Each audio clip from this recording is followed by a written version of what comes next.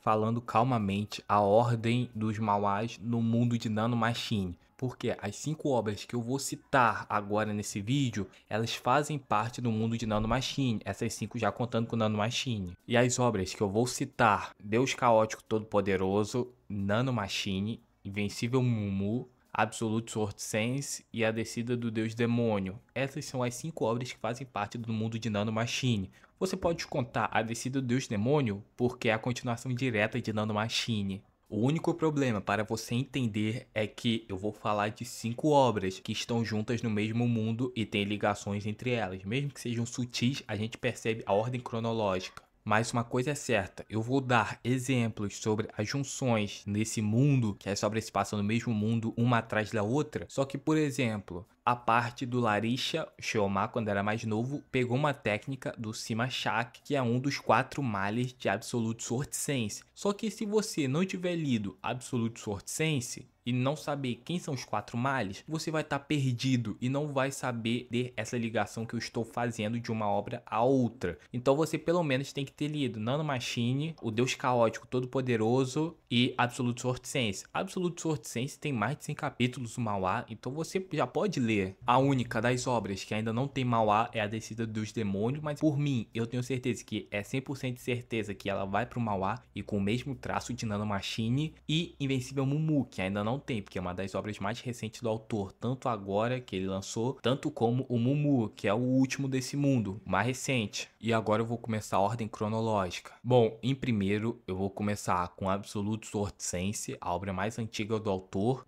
A gente já sabe que Nanomachine e A Descida dos Demônios é depois da do Sheomar. E a gente também vê que no final, como eu falei antes, a do Mumu é a última. Então fica Absolute Sword Sense antes, que é a primeira. Tanto que o Sheomar, pelos exemplos que eu acabei de dar na ordem cronológica, o Sheomar ele pegou uma das técnicas do Sima Shak para criar uma das melhores técnicas dele. Então, esse é um exemplo que a obra do Absolute Sword Sense é antes da do Sheomar, porque o Sheomar pegou a técnica do Sima Shak, que era da geração passada do Murin. Isso já faz a conexão de uma das obras. Também outras coisas também. E depois a gente tem o Deus Caótico Todo-Poderoso, que é a do Sheomar, que eu já tô fazendo muito vídeo recentemente sobre essa obra. Eu tô falando bastante de Nanomachine atualmente no canal. A obra do Sheomar não precisa muito de provas, porque a própria obra de Nanomachine já é uma prova, porque a gente vê que lá na Descida do Deus Demônio conta muito mais sobre o Larisha, que é o Sheomar. Só que Larisha é o nome demoníaco, só confirmando isso, deixando isso na cabeça de vocês. Então, na Descida do Deus Demônio, eles já deixam claro que a do Sheomar é antes de Nanomachine. Então nós continuamos seguindo essa linha, que tem a Absolute Sword Sense e a do Sheomar, o Deus Caótico Todo-Poderoso. E depois, obviamente, a gente tem Nanomachine. A gente não pode deixar de falar de Nanomachine, porque Nanomachine é em seguida. Eu vou me abster de falar, entrar em detalhes de Nanomachine, porque vocês já estão vendo no mangá as conexões. Então não tem sentido eu repetir, tipo, o Larisha, antes de acender, ele deixou os 5 monólitos de Safira espalhados pelo lugar. Então não tem sentido. A gente já tá vendo o Xion vendo essas anotações nessas pedras de Safira. Ele já achou várias no manhwa. Então não tem por que eu falar sobre isso. Então eu só vou pular. E depois nós temos a obra A Descida do Deus Demônio, que se passa no ano de 2069, onde o nosso Sheon ele avança mais de 1000 anos para o futuro, e lá ele vê mais coisas sobre o Blade God, demônios lá. Ele descobre muita coisa mesmo, coisa que ele nem tinha descoberto ainda em Nanomachine. Então essa é a linha. O Sheon, em tese, ele foi o último a ascender, e essa é a linhagem cronológica de Nanomachine, do mundo de Nanomachine. Eu falo do mundo de Nanomachine porque Nanomachine é mais famoso, né? E assim foi um pouco desse segmento dessas obras nessa ordem cronológica.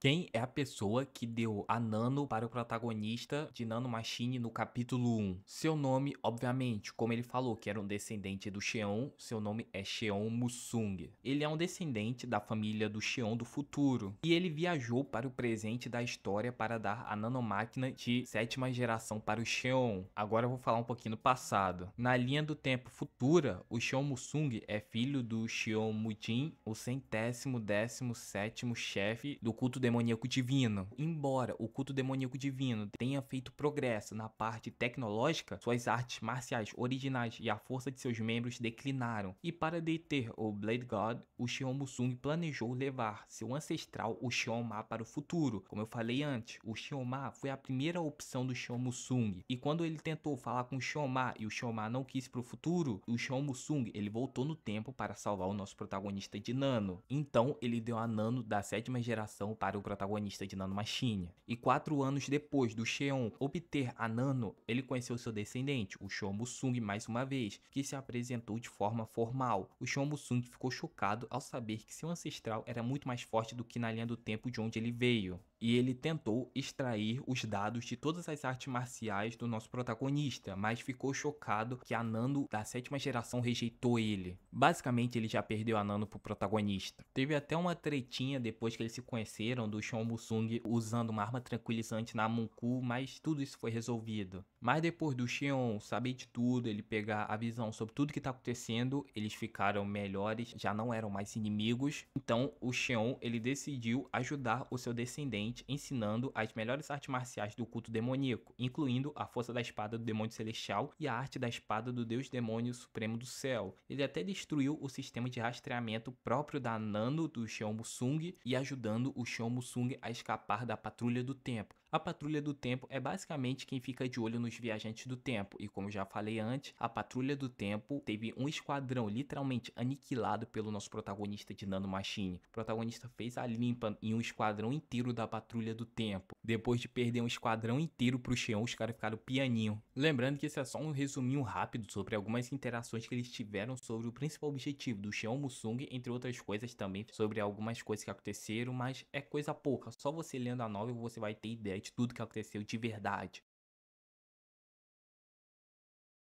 Agora eu vou contar o passado do Larisha. Se você não gosta de spoiler de Nano Machine ou de uma das obras que acontecem nesse mundo, passe o vídeo. Só não esquece de deixar o like e me seguir. E valeu! Só lembrando que eu estou falando Larisha, vocês devem conhecer por outro nome, esse é o nome verdadeiro dele. A história do primeiro patriarca do culto demoníaco celestial é revelada quando o nosso protagonista de Nano herdou as memórias e absorveu o poder demoníaco do rei demônio Taura. Seu nome original do primeiro patriarca era Larisha, o que significa chama negra na linguagem de demônios. E o Larisha, ele era o rei demônio de outro planeta e cansado da guerra constante com sua rival, a Talisha, o Larisha ele procurou migrar para a Terra e sugeriu cooperar com os humanos de lá. E em uma batalha, Larisha e Talisha ficaram gravemente feridos. Talisha ela recuou para o seu palácio para se recuperar. E já onde o Larisha estava, ele foi confrontado por seu subordinado Taura. Taura ficou furioso porque a verdadeira razão pela qual o Larisha queria migrar para a Terra e cooperar com os humanos era porque ele estava apaixonado por uma mulher humana. Taura ameaçou exterminar a humanidade.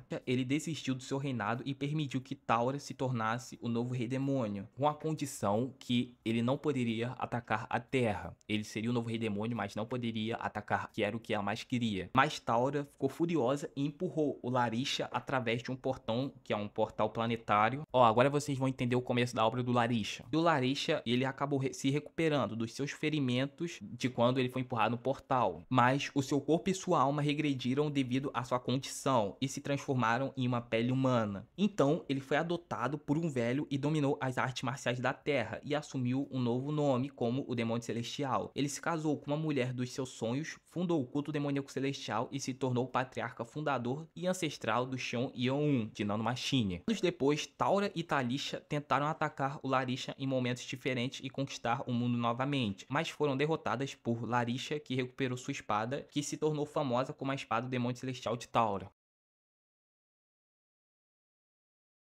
Falando sobre o Blade God, que é o vilão de Nano Machine. Esse vídeo vai ter muito spoiler. Se você não quer spoiler de Nano Machine, é melhor sair desse vídeo. Só não esquece de deixar o like e me seguir. E valeu! O Blade God é o antagonista central da primeira série, que é a Nano Machine. Ele é da linha temporal original, que é a linha do Tempo 1. E o criador da arte extrema do Deus da Lâmina. E ele também é o fundador dos 6 clãs marciais do Deus da Lâmina no eixo temporal atual, que é a linha do Tempo 3, onde a obra está se passando. O Blade God tem viajado em tempos diferentes esses eixos de tempo. E após coletar os núcleos das 5 bestas sagradas de um eixo diferente da obra que está se passando agora, ele se torna imortal com regeneração extrema. A única coisa que pode conter sua imortalidade é a energia da besta corrompida. Não se sabe o que ele realmente planeja alcançar após obter a sua imortalidade. O Blade God criou sua arte marcial, a arte extrema do Deus da Lâmina, que transcendeu as limitações humanas por meio do treinamento muscular específico e temperamento corporal. Não se sabe exatamente quando o Blade God fundou a Blade God Six Martial Clan, embora se saiba que ele deixou registros de eventos futuros para os seus seguidores e lhe atribuiu a tarefa de coletar os 5 núcleos das 5 bestas sagradas espirituais para impedir que o Xion, o nosso protagonista de Nanomachine, obtivesse esses núcleos e se tornasse um imortal, que era o que ele não queria. E no eixo temporal original, que é a linha do tempo 1, o Blade God era subordinado do nosso protagonista. O protagonista, naquele eixo temporal, ele nasceu em uma atmosfera pacífica e conquistou o Murin e se tornou um mestre marcial com a ajuda dos 5 núcleos de besta espiritual e ganhou a imortalidade. Por isso que o Blade God não queria que o Xion pegasse os núcleos na linha do tempo onde se passa a obra, que é a terceira. E o Deus da Lâmina, mesmo depois de ganhar a imortalidade, ele não conseguiu derrotar o nosso protagonista daquela linha do tempo original, que é a linha do tempo 1.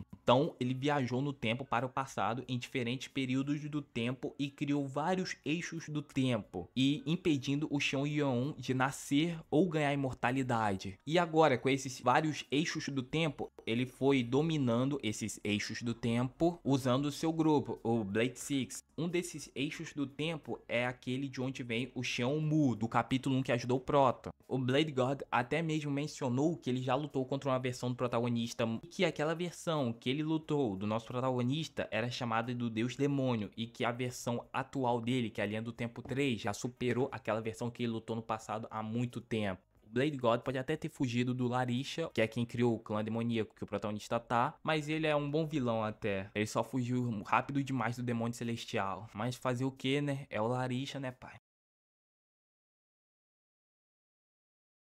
Ajuda do Larisha antes de alcançar a iluminação. No caso, antes dele ascender, ele deixou algumas ajudas para as próximas gerações para lidar com o Blade God. Ele fundou o culto divino do demônio celestial não porque ele era mau, mas porque ele queria desenvolver os meios para suprimir a imortalidade do Blade God, correspondendo à energia dos seres espirituais eventualmente. Ele lutou contra o Deus da Lâmina. Ele chamou a técnica do Blade God de deficiente. Ele falou que ela era deficiente até mesmo comparada à do Grande Guardião, e que ela estava apenas no nível de compreensão de Ki básico. Embora ele tenha derrotado o Blade God, ele foi incapaz de matar o seu oponente devido à regeneração do Blade God. Lembrando que o Blade God, ele estava com o núcleo das bestas já fundido nele, então ele basicamente estava quase imortal com a regeneração extrema dele. Ao contrário do que o nosso protagonista de Nanomachine pensava, o demônio celestial dominou a arte extrema do Blade God, e ele combinou com sucesso a arte do Blade God com a força da espada do Deus Demônio Celestial. Só que essa arte marcial que ele fundiu, a do Blade God, com a dele, seria muito difícil de passar adiante. Seria difícil demais ensinar ela. Ele decidiu não completar a arte marcial e a deixou como estava depois que ele juntou. E no entanto, o protagonista de Nano, ele conseguiu juntar elas. Ele completou as artes marciais e a nomeou como arte da espada do Deus Demônio. Agora vem a ajuda do Larisha. Antes de partir, ele registrou os segredos das suas artes marciais em 5 monólitos de safira e deixou pistas por todo o culto demoníaco celestial. Ele também deixou para trás sua espada celestial demoníaca, que permaneceu desconhecida por 8 séculos. E pasmem, essa obra de Nanomachine se passa 800 anos depois. Então 8 séculos, 800 anos, tudo se encaixa. E essa espada dele foi herdada pelo Xion, o protagonista de Nano. Durante a batalha do Xion contra o Blade God, ele acaba encontrando um vestígio / intenção da vontade dentro da espada demoníaca celestial. Ela explica que a energia demoníaca do céu foi criada para suprimir a imortalidade do Blade God.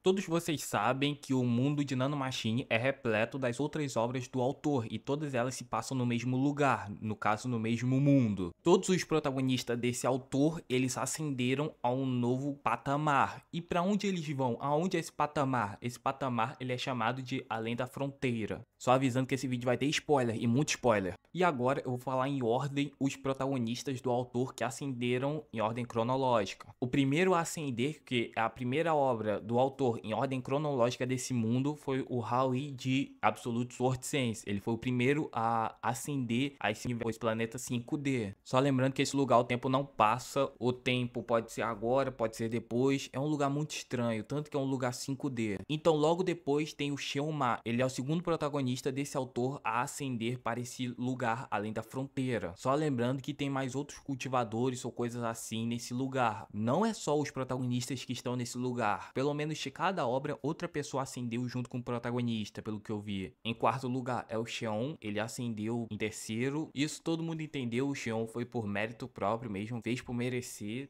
E por último, Yu Mumu, que é a última obra dessa linha temporal desse autor. Não que essa seja a última obra, mas o Mumu, ele já é descendente de alguém de lá, além da fronteira. Então, basicamente, ele tem o sangue de pessoas que já se iluminaram e foram para aquele lugar. Por exemplo, o monge lá que foi com o Howie, se eu não tô enganado. O monge lá, ele não era tão forte assim. Ele não tinha o poder para estar nesse reino, mas a iluminação que ele teve, sendo um budista, fez ele poder ter a capacidade de ir para aquele lugar, para aquele planeta. Então, ele ascendeu para além da fronteira. Pelo menos um dos protagonistas, outra pessoa da obra também conseguiu ascender junto com ele. Só lembrando que além da fronteira ainda não foi mostrada em nenhuma das obras. Pode ter muitos seres, tipos diferentes de vida, mas além da fronteira ainda não foi mostrada ou explorada em nenhuma das obras do autor. Das 5 obras, nenhuma delas falou sobre além da fronteira, que ainda continua um mistério, que a gente só sabe que os protagonistas e outras pessoas estão lá. Se eu não estou enganado, são 8 pessoas que foram já faladas nos manhuás do autor, que essas outras pessoas, incluídas os 4 protagonistas, estão lá além da fronteira. Rapaz, imagine a sexta obra do autor querer explorar além da fronteira, já ter seres poderosos como God ou coisas assim, monstros muito mais fortes que os protagonistas. Eu leria tranquilamente um arco com esses 4, tipo, eles lá além da fronteira se juntando, ia ser legal.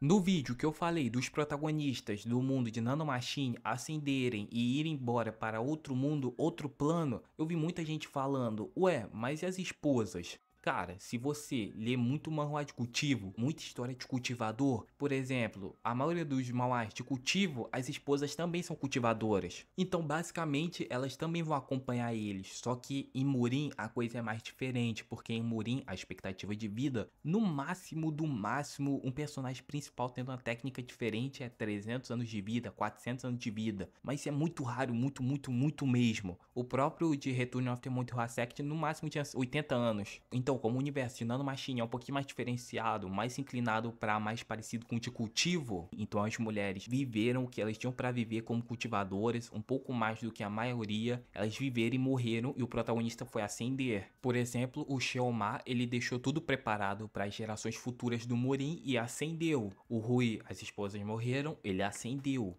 O Yu Mumu acendeu, o Xion deixou um clone dele aqui na Terra e ele acendeu. Basicamente, quando tudo já acabou, as mulheres já viveram, já tem seus descendentes, eles acendem.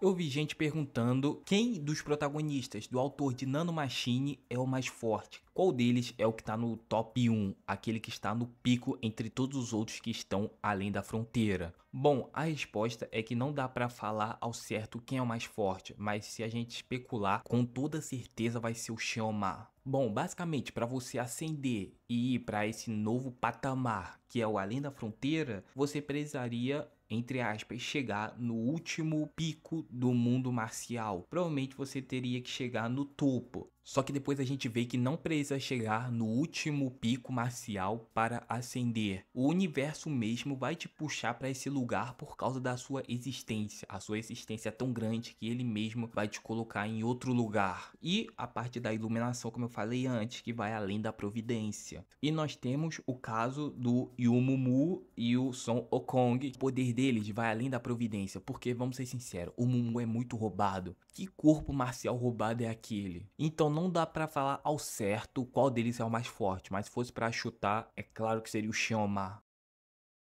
Tá acompanhando o manhwa do Larisha, que é o manhwa Deus Caótico de Força Extraordinária, pode até estar pensando que o protagonista conseguir sempre aprender tudo rápido demais, que nenhum protagonista parece ser daquele jeito, porque o protagonista, você pode ver até na wiki, que o protagonista, ele não tem professor, ele sempre aprende sozinho, ele mesmo. Então vocês podem até achar que a conveniência de roteiro, ele sempre sai por cima. Mas quando você sabe mais sobre ele, você até um pouco já começa a entender por que ele sempre é daquele jeito. Como ele consegue fazer as coisas que ninguém no Murin faz. Quando você vê a história dele lá em A Descida dos Demônios, quando o Xiao Yeon, ele conseguiu as memórias do Rei Demônio Taura, aí sim você consegue ver a história desse Xiao Ma. O cara era realmente quebrado quando era mais novo. Na adolescência dele, o cara já tava colocando o Murin de cabeça para baixo. Não é à toa que o nome dele é tão grande em Nanomachine. A gente entende que agora que ele tá mais novo, onde a gente tá acompanhando no Mauá, ele só tá apenas recuperando parte do seu poder demoníaco. Porque se você viu o vídeo que eu fiz, você vai entender a história dele e vai perceber o porquê ele consegue fazer as coisas que ninguém faz. Tipo aquela energia que chega a ser demoníaca, aquela energia obscura, que ninguém consegue reunir, mas ele consegue. Por quê? Porque ele é de uma raça de demônios. Por isso que ele consegue fazer essas coisas que mais ninguém faz. O cara não é nem da Terra. Ninguém merece mais o título Tiamat do que ele.